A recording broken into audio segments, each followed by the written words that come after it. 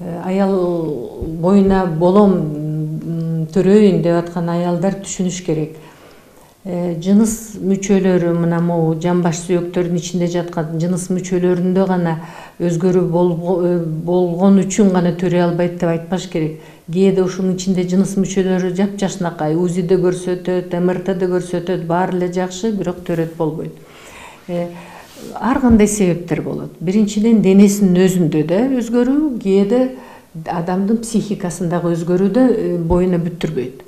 Ошон үчүн түшүнүш керек. Денеде баардык мүчөлөр, ар бир сүйөк баардык мүчөлөр менен башка жактагы региондор менен тыгыз байланыштуу. Мисалы, жаш кезинде, кыз кезинде, мектепке барып жүргөн кезинде чана тээп, же лыжага барып, тоодон түшүп атып, жүрүп жамбашы менен жыгылган киши мына куймулчак кысылып калышы мүмкүн. Ичине кирип кетиши мүмкүн. Болбосо мына могу 8 көз деп коебуз. Чычаңдын өдө жагында эки жамбаш сүйөктүн ортосундагы сүйөк. Бул 8 көз да куймулчак менен кошулган жерде кысылып калышы мүмкүн. Мына бул ушул кысылуулар. Андан тышкары мына могу жамбаш сүйөк менен 8 көздүн ортосундагы КПС деп коебуз, крестово-подвздошное сочленение. Мына ушул жактагы муун мына 8 көздү кысып салса да, анда жамбаш өзү бүтүн кысылган болот. Жамбаштын ичиндеги жаткан мүчөлөргө доо кетет.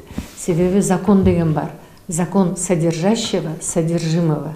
Сырты өзгөрүлсө, кандай өзгөрүү сыртында болсо, ошол региондун ичинде жаткан мүчөлөр да өзгөрүлөт. Ошон үчүн биз эгерде сырт жагын кайра калыбына, чычаңды ордуна келтирип, мына могу 8 көздү бошотуп, мына могу муундарды бошотуп, же болбосо алды жак талабок болот. Кээде автоавариядан кийин, ар кандай ситуациялар болот, травмадан кийин мына ушул жерде кысылып калышы мүмкүн. Анда да жамбаш сүйөктөрү ачылып, жакшы дем албаса да, ичиндеги жыныс мүчөлөр да ошентип кысылып калат да. Биз ошону, ушул жанакы мен азыр мурун айтып кеткен законду билип, остеопаттар дайыма ичин дарылагандан мурун сыртын баарын өзгөртүп, анан ичин дарылайбыз. Андан тышкары мына могу жүлүн, анан баш сүйөгүнүн ичинде, баштын ичиндеги мээ сыртынан чел кабык менен, катуу чел кабык менен, твердая мозговая оболочка менен капталган.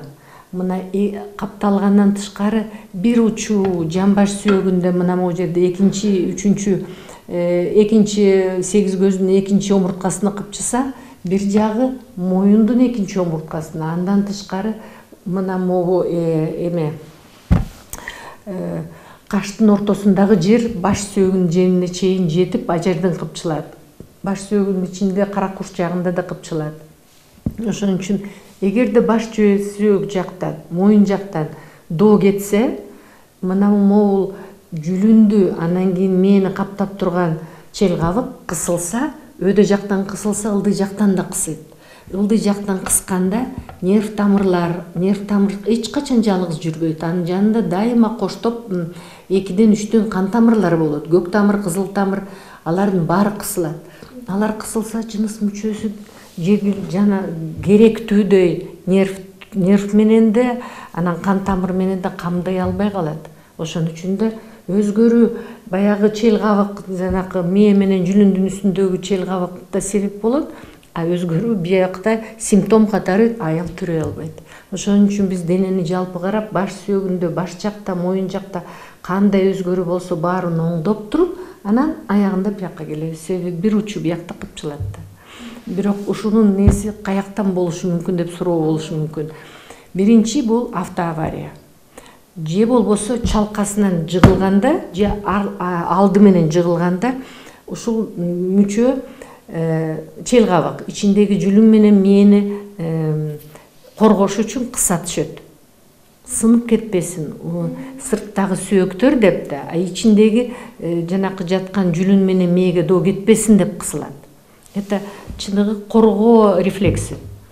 Ошон үчүн биз дайыма сурайбыз, төрөйм деп келген аялдан да сурайбыз, илгери ал эми тыңшаганда эле көрүнөт кысылган, анан сурайбыз, илгери чана тээп жүрүп, тоодо жүрүп, чалкаңыздан жыгылган жок белеңиз, бирдемеден учуп кеткен жок белеңиз, болбосо автоаварияда мына могу баш сөөгү десеңиз, бияк адам денеси болсо мынтип эме камчыдай момундай силкине түшөт баш, ошондо хлыстовая травма болот, ошондо да кысылат.